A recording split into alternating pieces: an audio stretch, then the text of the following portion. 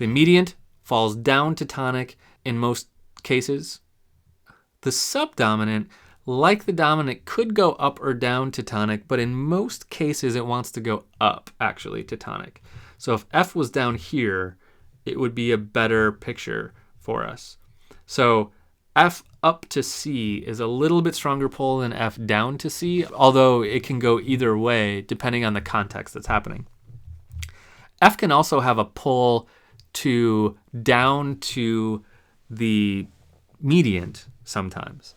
If you do it in certain ways, and this all depends on the context, F can fall down to the mediant, which will then want to fall down to the tonic. That's a thing that you see in a lot of chord progressions sometimes and in a lot of counterpoint. F can also push up to G sometimes, or I shouldn't say F and G. That's not a very fair thing to say. The subdominant can push up to the dominant sometimes. So F is a pretty flexible note. It's a lot like the submediant in that it always wants to go to tonic, but there are a couple different ways it can get there, and it doesn't have a real strong pull. The strongest pull is always dominant and leading tone.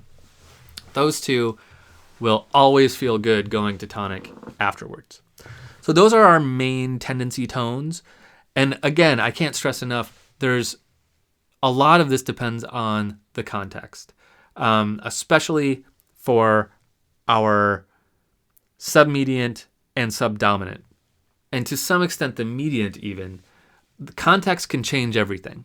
This is just if we're hearing a solo unaccompanied line perfectly in a key.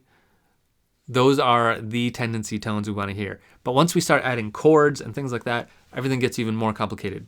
But this is a good place to start. So keep this in mind as we move through different scales and we look at different pieces of music. You'll see how tendency tones work together to make music feel a certain way. This has a lot to do with the feeling. But again, context matters more than anything. Cool? Groovy.